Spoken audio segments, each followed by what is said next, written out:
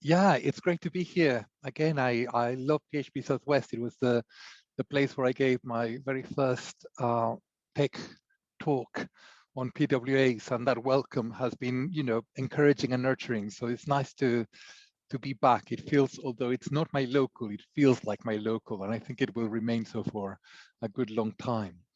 And my topic today is the concept of scalable APIs and really what are the trends in terms of design, specifications, and tooling.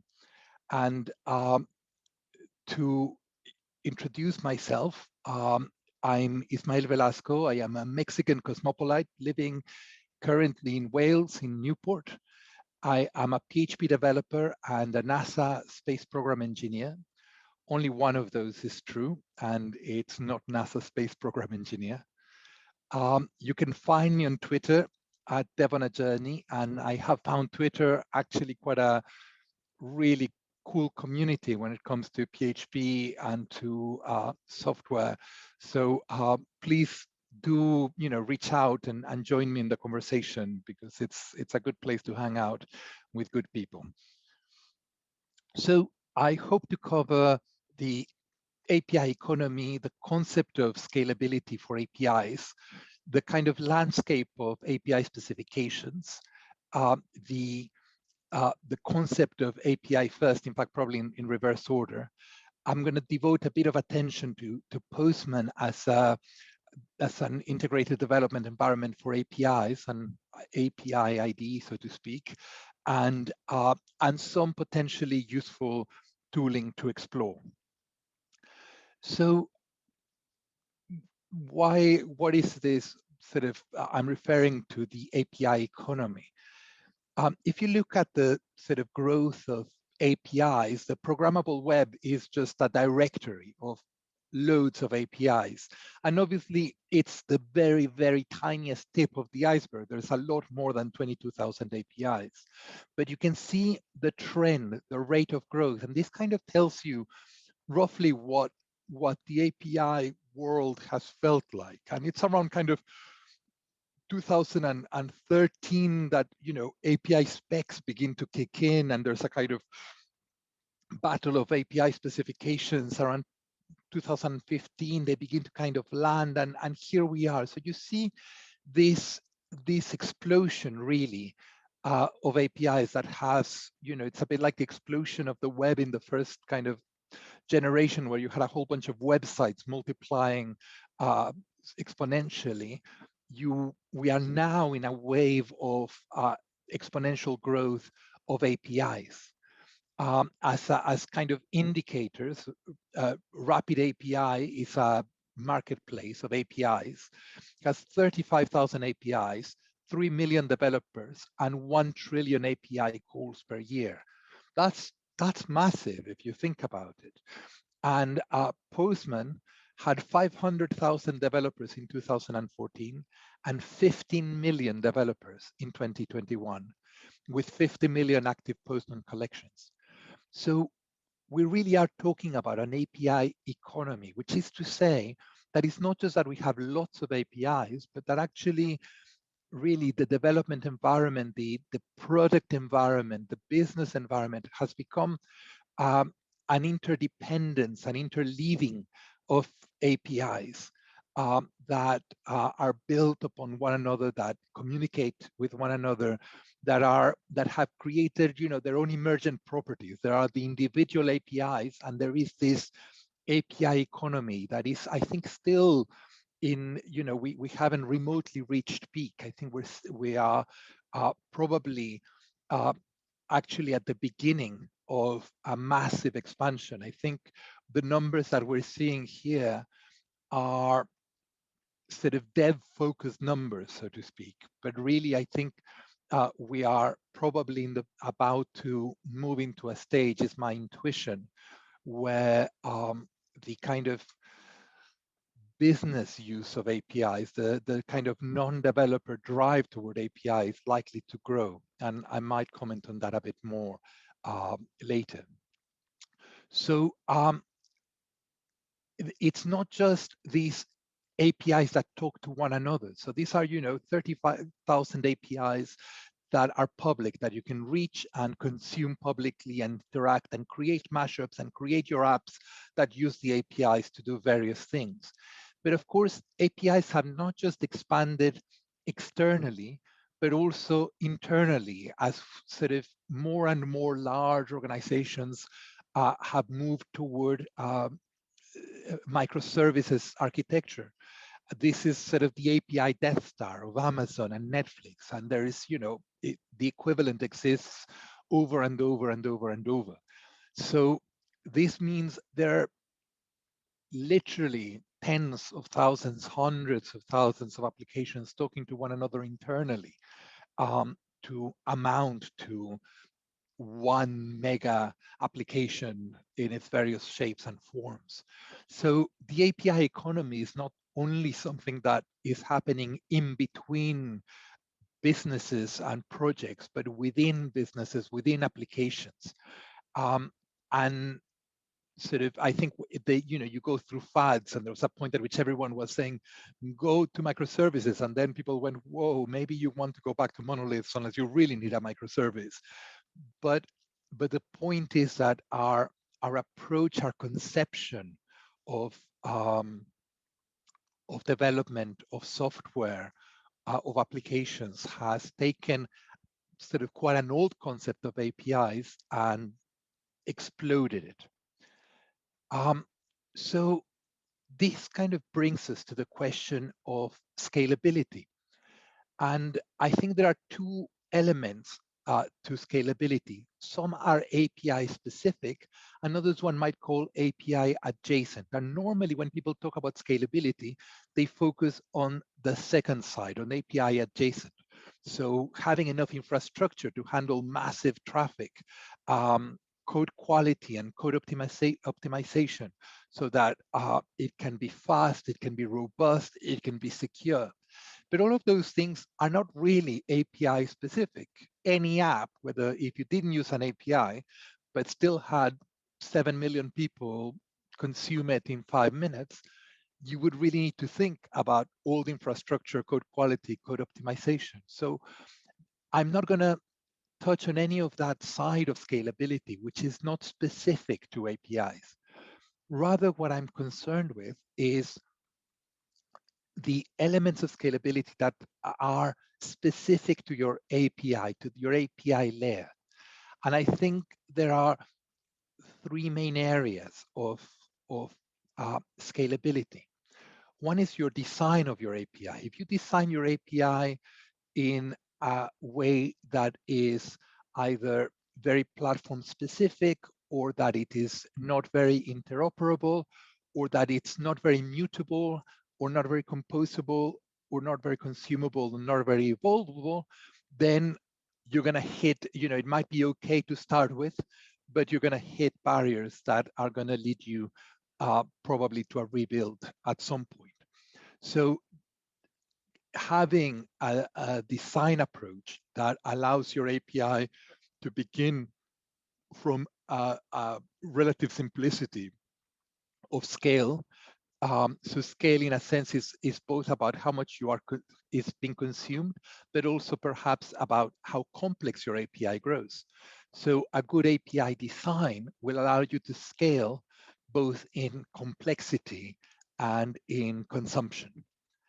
And then another element of API scalability is API description. So if your API is not well documented, it will not scale. One of the reasons why sort of some APIs are more successful than others is because they have fantastic documentation.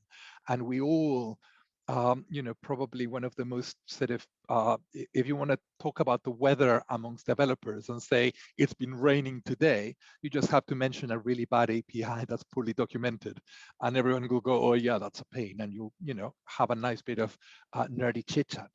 So, but that description is not just about documentation. It is also about machine readable description. Is whether your API can be understood by tools and by other APIs.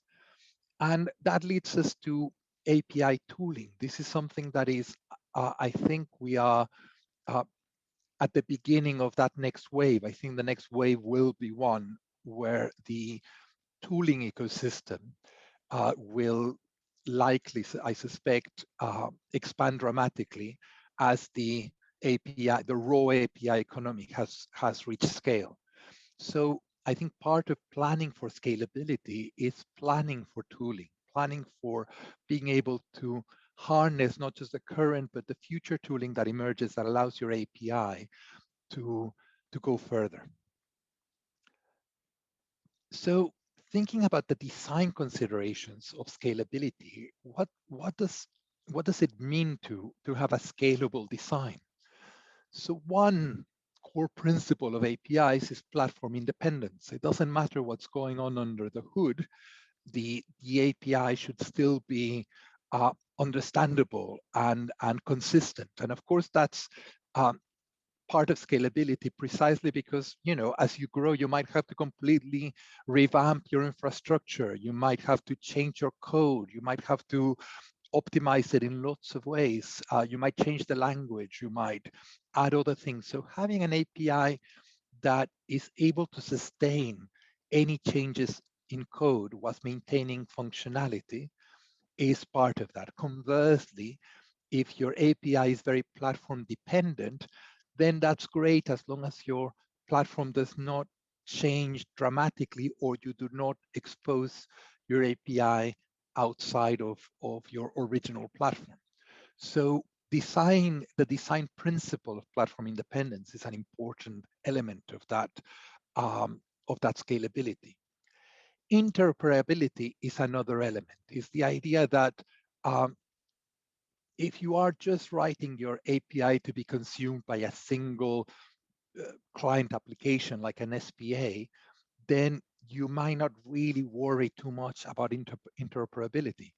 But the fact is that today, if you're starting on an SPA and you have any notion that this might expand or evolve, then the chances are that at some point you might want for your app to be consumed not just by your sort of platform specific front end that evolved at the same time, but also by sort of watches or mobiles or Internet of Things or other APIs that you create, or you might want to expose it to other APIs, etc. So even if at this point you are not sort of in, operating, your API is not interacting with consumers outside of one particular platform or application, it is worth designing it in such a way that if in future you did want to scale up its uses and its applications, then your API will be interoperable. And part of both of those things is for your API to be predictable. If your API is not predictable, if people have to sort of trudge through inconsistent documentation where you use post most times, but sometimes you use put for the same kind of thing, and you can't really predict when or why, and your naming consistency is inconsistent, and sometimes you have sort of resources and ID, and sometimes you have verbs, etc. If it's unpredictable, then that's not an issue as long as your API does not achieve much complexity or interact more widely and is consumed by more services, whether internal or external. But the moment that sort of complexity evolves, then predictability becomes your friend and unpredictability becomes your enemy, and it's an enemy to adoption and to developer contentment. Even if you don't use it outside, you onboard new developers who come onto your app and they look at your API and they sort of have a little fairy die somewhere in their imaginations. And finally, it's to design for evolvability. And of course, it's a balance. It's you don't want to over-design because you cannot predict really how your API will evolve. If it were to scale. But I think having that element of simplicity that is nevertheless adaptable and evolvable, and having an eye toward how it might evolve is sort of the other kind of design consideration that I think is important. Now, this kind of exploration as APIs have grown in number, as the API economy has emerged and burgeoned, and the complexity of interactions has evolved, and these design principles have become more relevant, where the lack of these design principles has created friction points and expense, then the sort of the design approach of so-called API first has been gaining in prominence. And it's still, I think, a newish thing. It's still a kind of buzzword, but I think it's also a pretty unstoppable thing, because it really does make a lot of sense, and it reflects, I really think, the shift in the scale of the API economy. So I think in web development, the roots of our API design process and conception was single page application. So on the left, you had your database and backend systems and backend services, and then you had an API that provided the interface for your front-end systems, your mobile and desktop applications. And that was it. And that meant that some of the design principles I mentioned were a nice to have, but they weren't essential. If your API was not fully consistent or predictable, it had lots of weirdnesses and inconsistencies and oddball sort of practices, well, since it was only one front-end application or two or three, but sort of yours, which were consuming that single API layer, then as long as they knew the idiosyncrasies, then it was fine. And sure, if you were onboarding somebody new, it's a bit of a pain to grasp it, but it's okay. And the versions and the evolutions, well, again, they were mostly internal. Anyone who took the pain would be your own developers. So it'd be a bit of technical debt, etc. But really, the other element is that API development was back-end driven. So generally speaking, you would create your database, develop your entire code, and once you had your application working on the back end, returning the data that you want, etc., then on top of it, you would create an API that would speak, that would be consumed by the front end, which would only get built once the back end was finished. So once you had your back end, then you knew what to put into your endpoints. And with those endpoints, then you would create your front end. And then any new feature would follow the same process. You would add another backend service, and then another endpoint or a modified endpoint, and then you would tweak your front end to consume that new backend thing.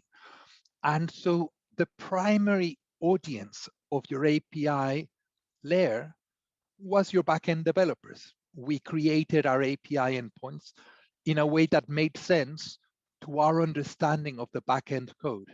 So when we read the API endpoints, they evoked for us our backend code base. And then if you were kind of unfortunate enough to be in a divided, you had purely front-end engineers, then they would kind of just have to deal with it. Basically, that's what the API endpoint is called. I'm going to use it and make it look nice. Now, as the API economy grew, first of all, externally, so suddenly the same API that was powering your mobile applications could potentially be exposed to web apps and cars and mobiles and sensors and wearables, etc. Suddenly, the nature of your API layer, the sort of the audience of your API layer was suddenly much more diverse. And as you also then started going toward microservices, perhaps, where your API was being consumed by another API, which was being consumed by another API. Then actually the approach that I described earlier became painful, became inadequate, because by then you had created this entirely complex backend API, which had a lot of idiosyncrasies that the front end was built around organically. And it didn't really make much sense for a service being built from scratch. And to talk to another service, it would become potentially quite complicated. It also meant that it was an inefficient way of working, because you could only, if you were going to use that whole range of interfaces and consumers, the fact that you could only begin to build them once the backend had been complete created also a kind of bottleneck. So these two elements have led to so the approach would in that earlier paradigm would be code first. You code in your IDE. I stole, I cite, I credit Postman for this. That's why it's got a Postman logo at the end for this diagram. But obviously it applies more generally. So you do your code, you check it in to GitLab or GitHub or whatever you used, deploy it, and then you'd kind of finally develop your API. And you would probably not necessarily use an API development environment. You might use Postman or Swagger API platform or something like that at some point. But basically, all that would follow in that way. The API first approach reversed this. The idea was that actually, before you think of the code, the primary audience of your API is not your backend developer. It is your API consumer. So you have to really begin in the API first approach by designing your API, which is essentially a map, a high-level map of your application. That tells you what the outputs are, what the outcomes of your application are.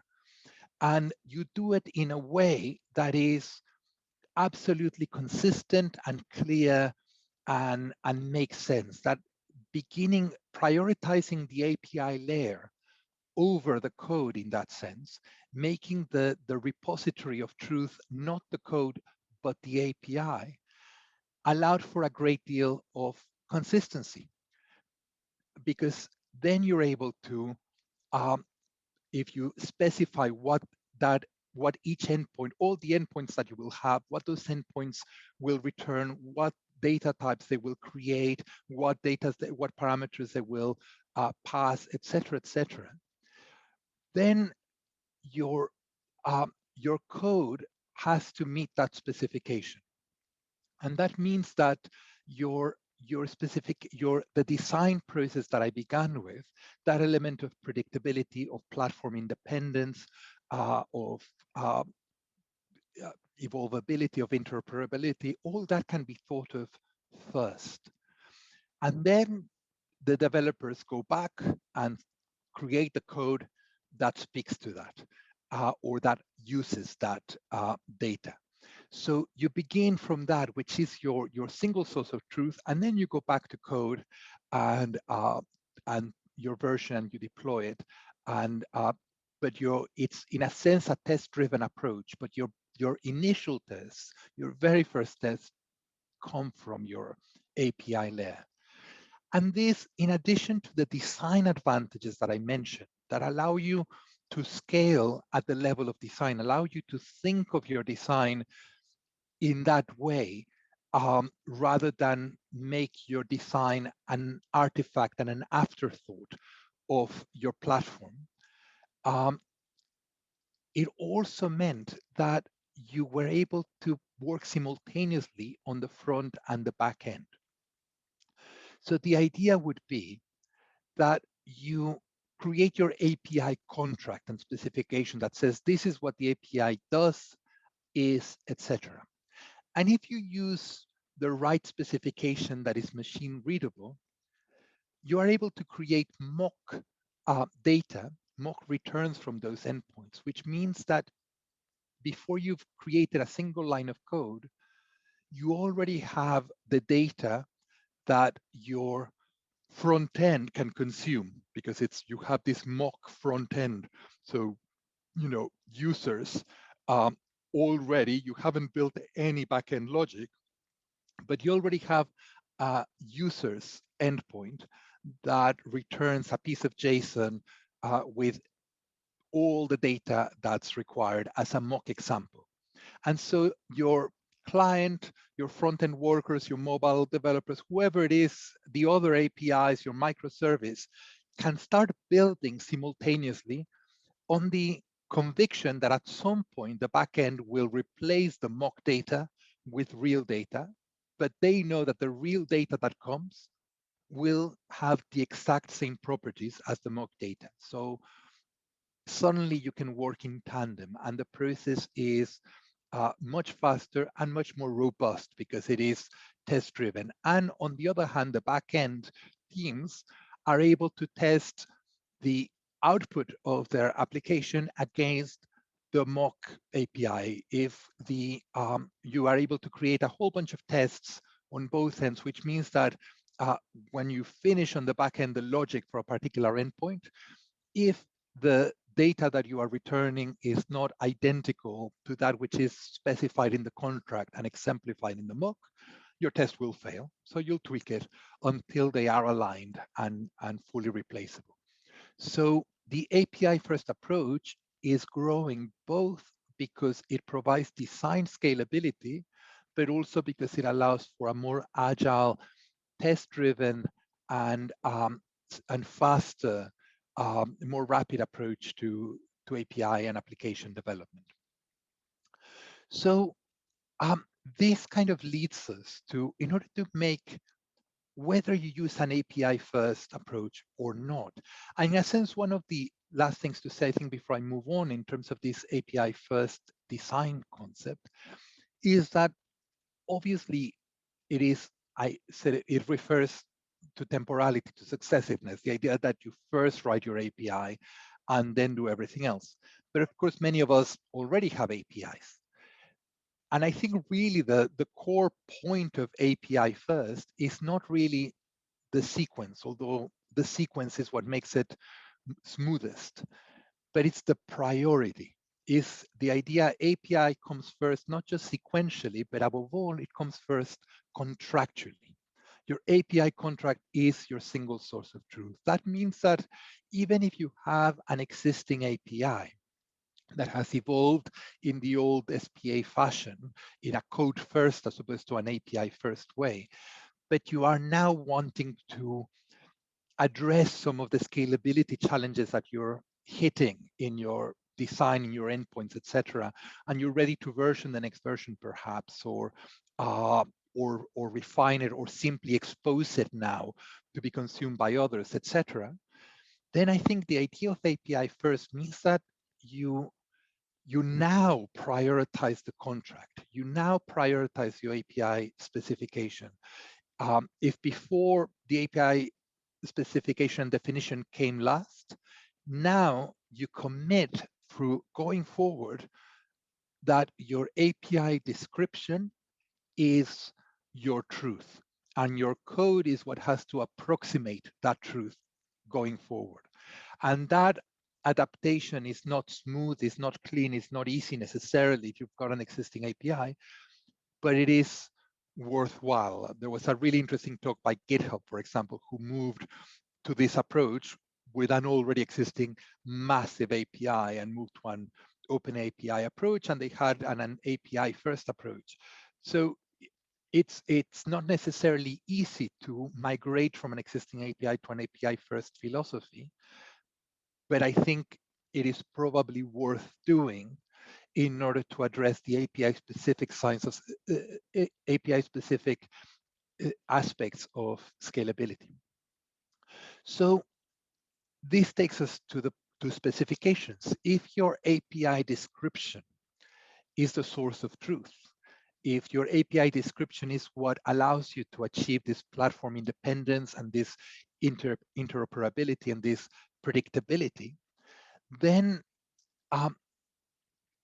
you can create your own. You can invent your own description specification, make it very precise, but that will limit it might be good, it's much better than just the kind of Wild West improvisation approach, but it will still create constraints in terms of your scalability at the level of consumption and complexity, because it makes it less predictable. It is predictable to you and to anyone who reads your documents, but it's not necessarily predictable to a machine who is reading and parsing through your documentation or your contract. And it is not necessarily predictable to third-party APIs and developers who may want to consume your API. So this is where I think the momentum of the growing API economy and complexity injected a lot of energy into standardization and specifications. So from a Wild West where we all kind of specified our own and basically tried, so we adopted paradigms. We adopted REST or gRPC or SOAP, but how we specifically implemented each of these things was not standardized in any way. And so, and that also impeded the ability to create tooling to automate some of this. So around 2013, 14, 15, there were various sort of attempts. There was Apiary and API Blueprint and RAML and Swagger, and they all kind of had slightly different takes on this. And of course, you know, other specifications for RPC approaches and for SOAP, etc. And this sort of was a little bit peripheral, I think, in some ways. But as the API becomes an economy, as opposed to just a tool, as it becomes an ecosystem, then the momentum around specifications has grown.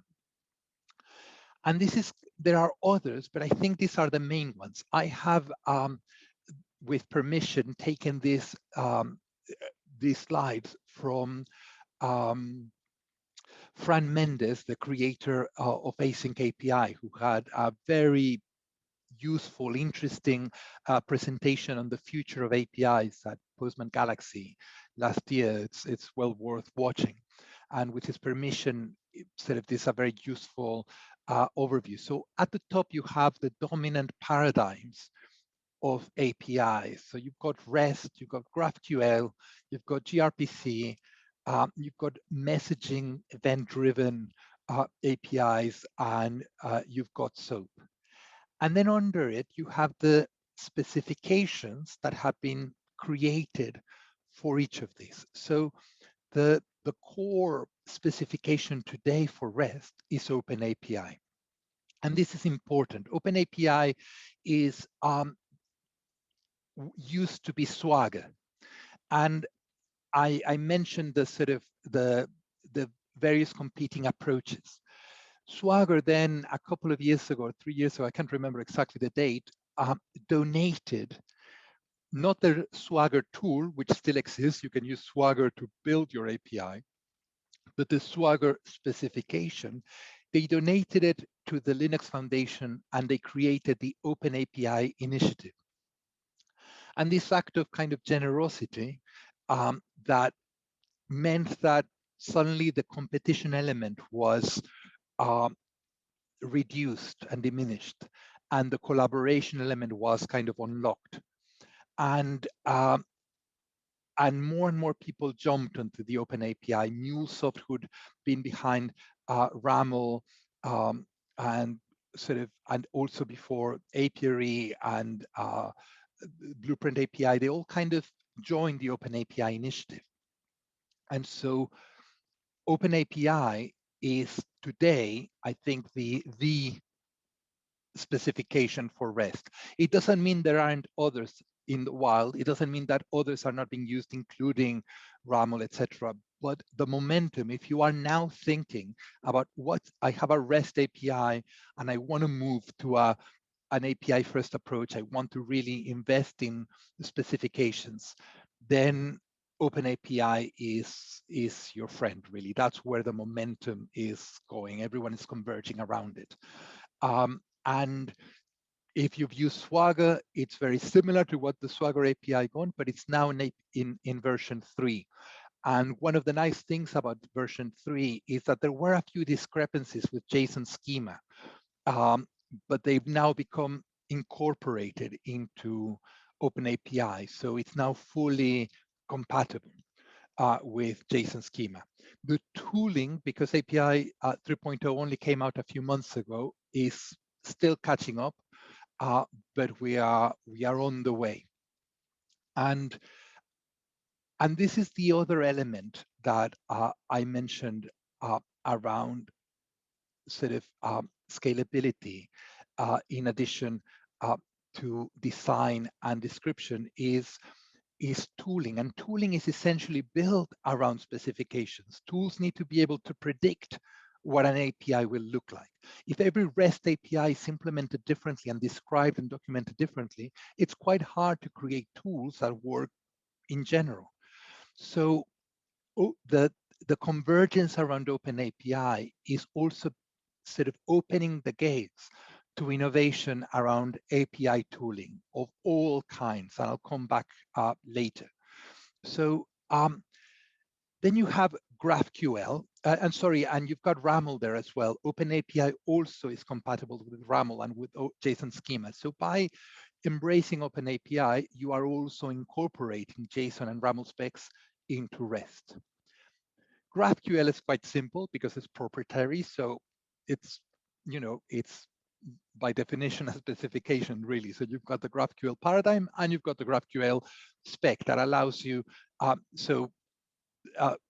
It's another, for those of you who are not sort of exposed to GraphQL, I suppose, if REST is a chatty thing that gives you, all the information on a resource, GraphQL is a much more granular thing where you can just ask for the username of one company at the cost of specifying your query in a much more complex way, but it's a lot more granular in the end.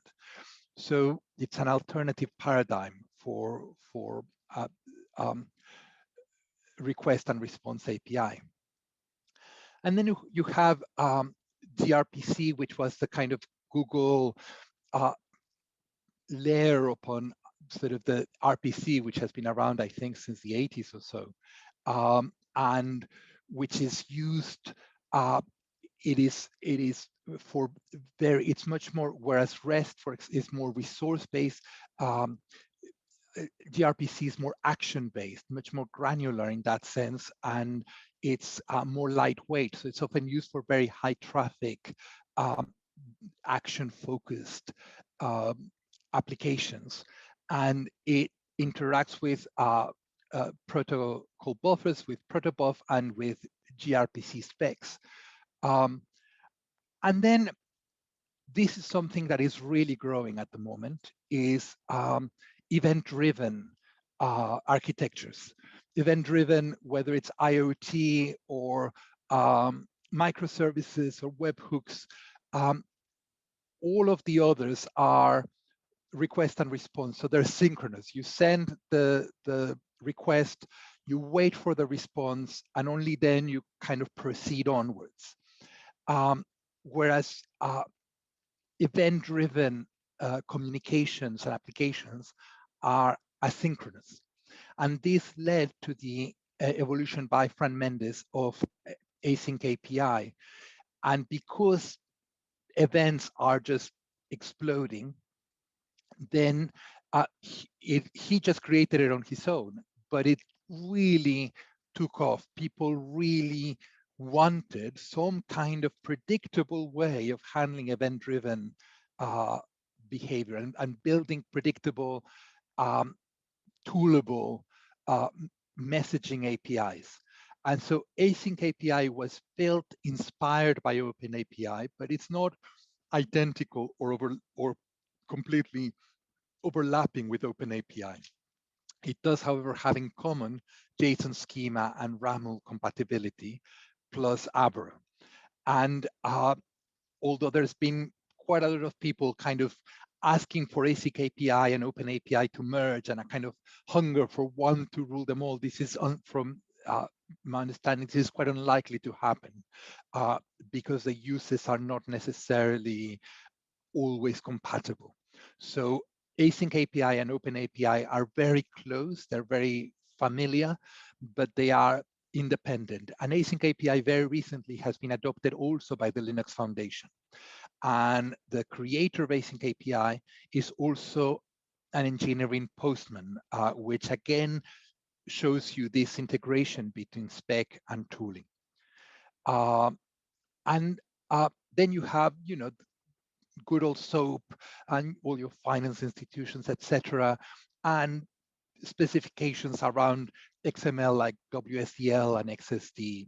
So the landscape of specifications is, this is where the kind of the downside of this comes, is that yes, specifications are fantastic, they're predictable, they are a burden, they're, they're extra work to implement, but they are essential to evolvability, scalability, etc. So I think they're always worth pursuing, but they don't play well together.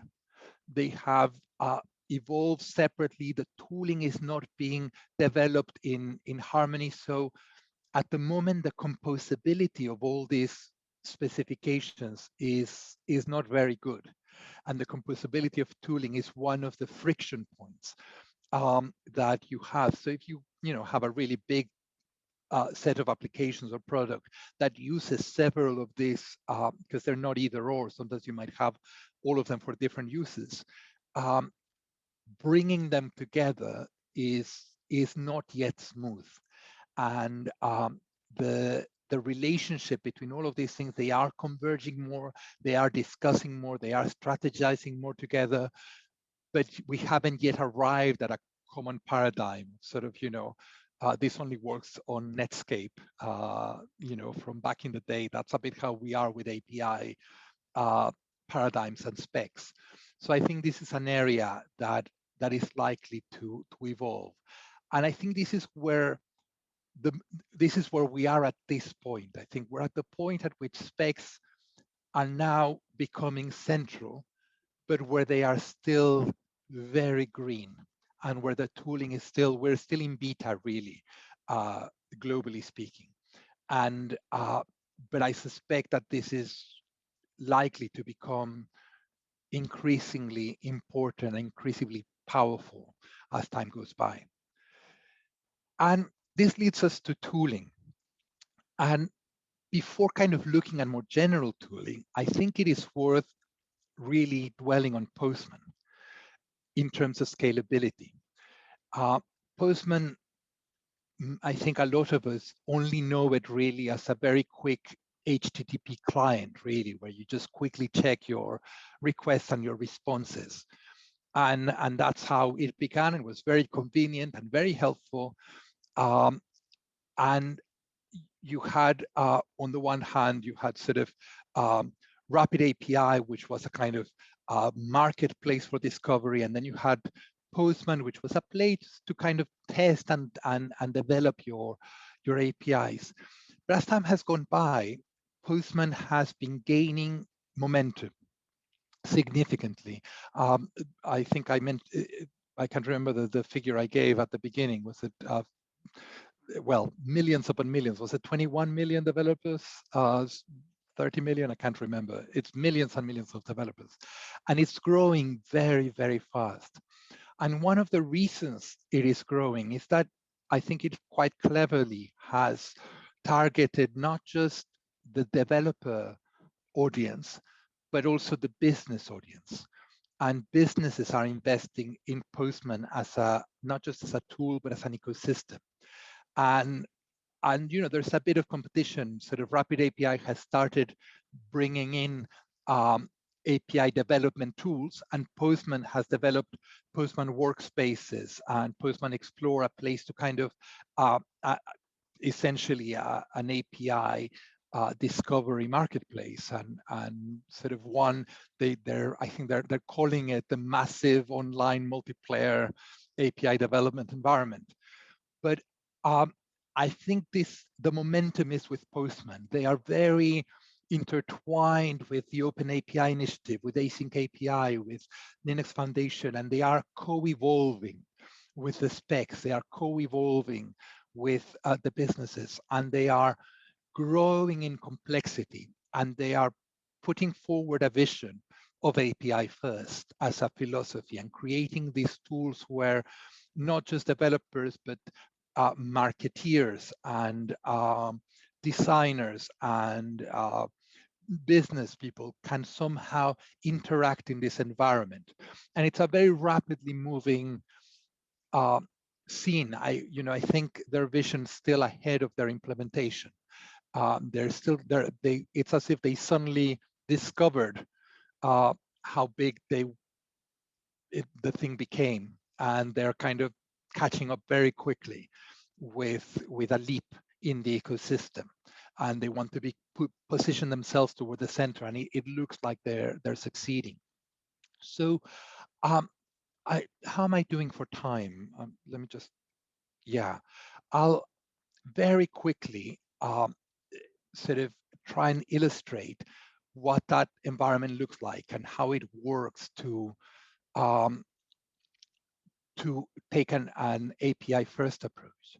So you have collections which are just groups of requests: post, get, put, patch, whatever. And you have APIs, which are your API definition and spec, tests, observability. I'll touch on it again. You can also designate environments, which are essentially variables, which means that your local environment might be localhost, and your test environment might be test. And by just putting that in the environment variables, you are able to select the environment and run all of your API collections, or all of your API calls against that specific environment.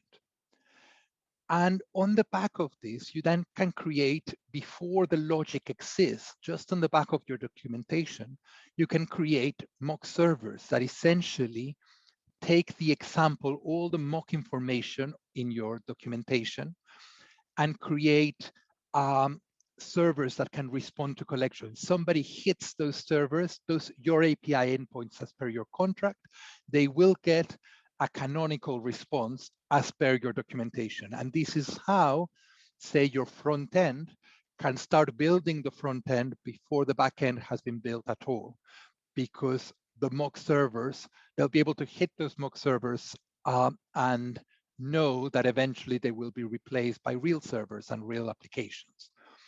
And then it has monitors. They've recently expanded their free offering. You used to have a more limited amount of free set of options, but essentially this means that you can ask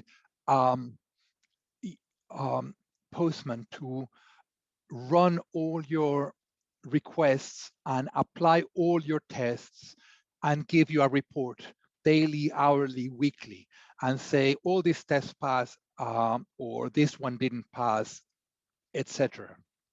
So this allows you to have a huge amount of observability. And it has a history that's more than history. It actually allows you to version internally within Postman your entire API. So whatever changes you make in Postman can be rolled back, and every contributor, it's really it is a source control system for your API within that. At the moment here, as an example, I have a definition for a test API, which is a pet store in OpenAPI version 3, and it your spec here has a description, a version, a title, terms of service, all kind of metadata, your URL for your server, tags, and then you have your paths, you have your post, your put, etc., the responses you expect, etc., etc. So you upload your definition here in YAML or in JSON or in GraphQL if you're using GraphQL. And then when you go on to develop, you can build your documentation. You can say, create new documentation, for example, test, create documentation, and bingo, now it exists. So if we go to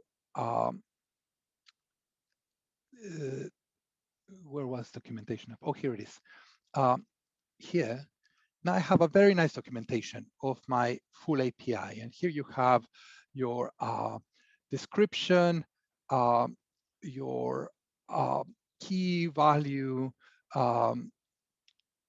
your authorization, curl request you can test, your response, your test response, etc. So you then can sort of create your tests, and you can add a test suite. And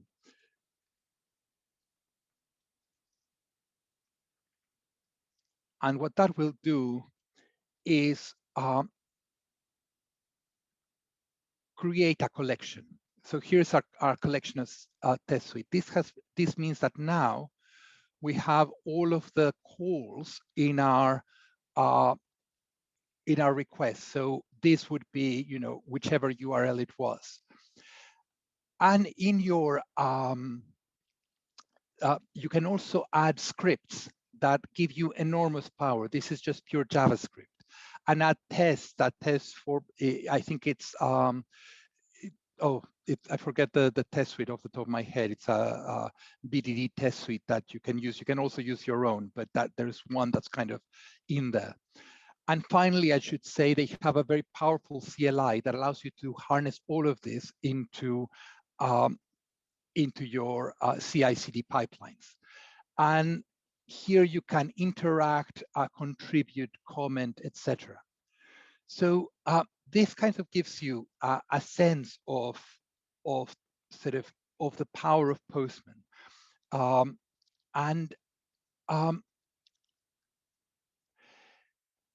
And then there are a whole ecosystem of tools. So just for OpenAPI, there's openapi.tools, for example.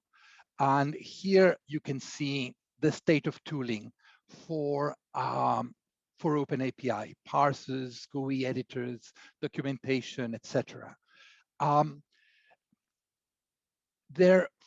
Postman is becoming a home for tooling innovation.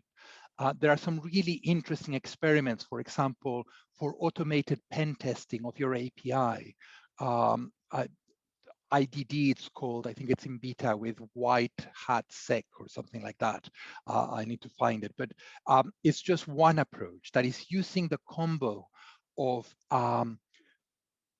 Postman, Newman CLI, and sort of general security to run automated pen testing of your API endpoints and spot vulnerabilities, potential SQL injections and report it to you, for example. The amount of tooling possible is huge. And the more the speccing process evolves, the better. And sort of the last kind of things I think I'd like to kind of mention in terms of tooling to finish. I think I've run out of time. Let me just see if I think there's a chat here. I don't know whether it's telling me to end or not. I can't see the chat at the moment. So if I need to end, please feel free to interrupt me and tell me. Otherwise, I'm going to take just 5 minutes to describe a few hopefully useful tools. So You've created your API. You've sort of used Postman to create mock servers and monitors and observers, and you've hooked it up to Datadog, and you've integrated it to GitLab, and you've done all of these things. There are other toolings that I think can be relevant. One that I think is probably undervalued is Zapier. And I can confirm it is Zapier, in spite of the fact that most people seem to say Zapier. But I did check the Zapier videos, and they say Zapier because, of course, what they create, they call them zaps.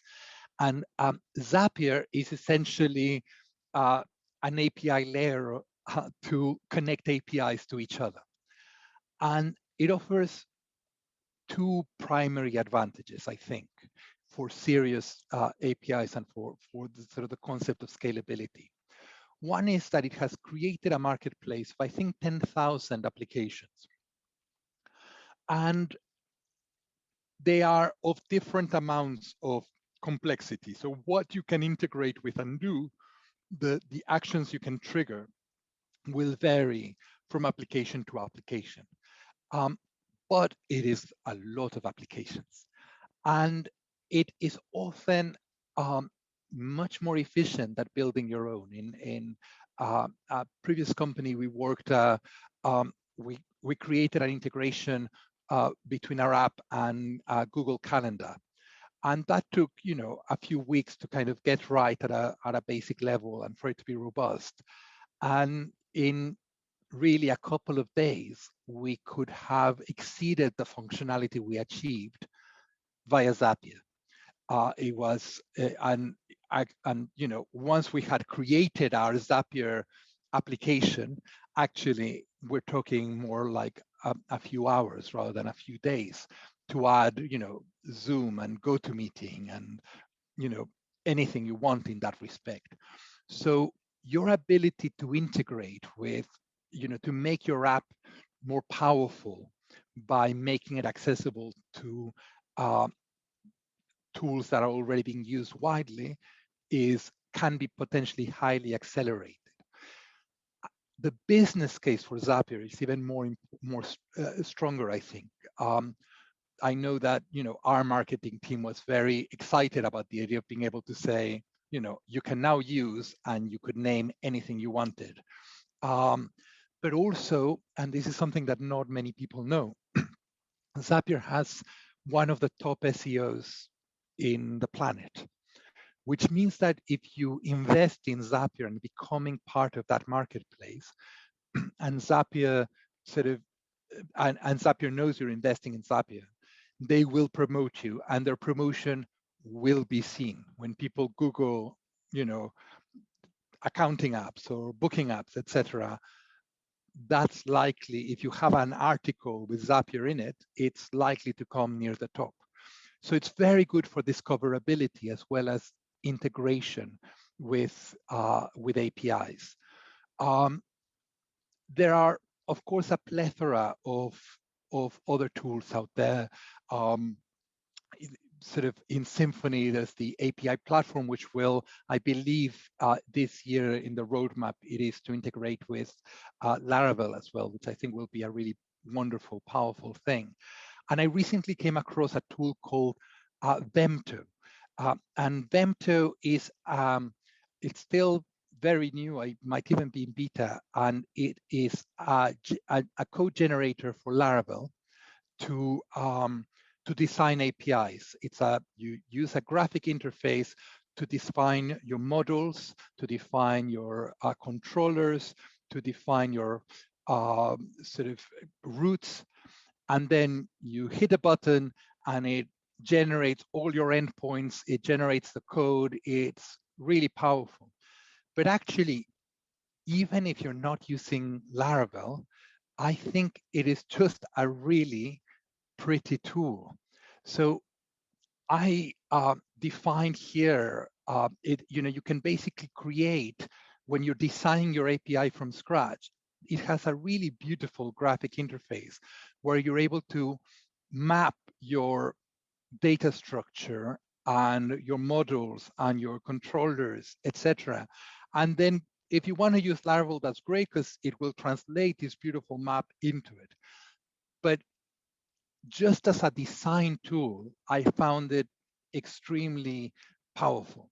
It was a really handy thing to be able to just type and then see and then rejig the connections and connect them and sort of fix them and see the gaps, etc.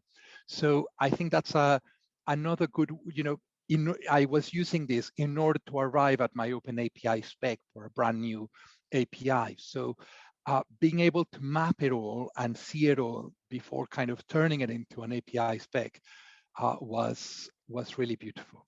So I think that's probably enough for me to cover in terms of that. And I think just to say that the examples of tools I've given is simply a way of illustrating that that scalability also is about making your API tooling friendly, and also harnessing the tools that allow your API to scale, whether in terms of security or discoverability or observability, etc. So thank you very much for hearing, and I think I'll stop here.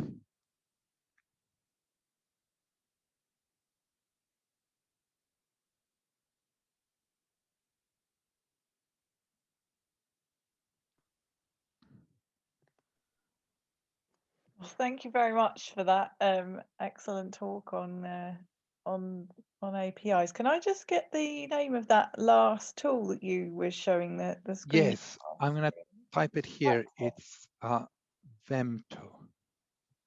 I meant to add I put it to the panelists. I didn't put it to everyone. But I meant to add a slide with all the links to async API, Open API, etc. But I didn't. But I shall one day. That's it. Thank you.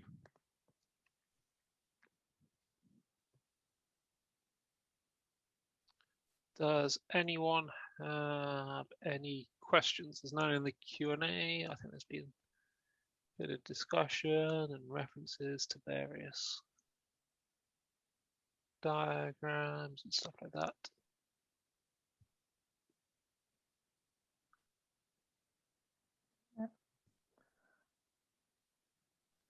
Yeah, from a personal perspective, I think there's lots for me still to learn about Postman. It seems very, very powerful, more so than I'm kind of aware of it at the moment. So that's definitely something I'm going to look to get more knowledgeable about. Yes, I also wasn't aware of it. I used it, but I didn't use it in that way. And my feeling with Postman is that it's more about backing a horse that's about to take off, as it were. In other words, it's got tooling, etc., and it's really powerful. But I have a hunch that it's kind of in the process of taking off, as opposed to, even though it's already quite good. Like there are other tools that are, I think, roughly equivalent, but I think it's likely to become more significant as time goes by.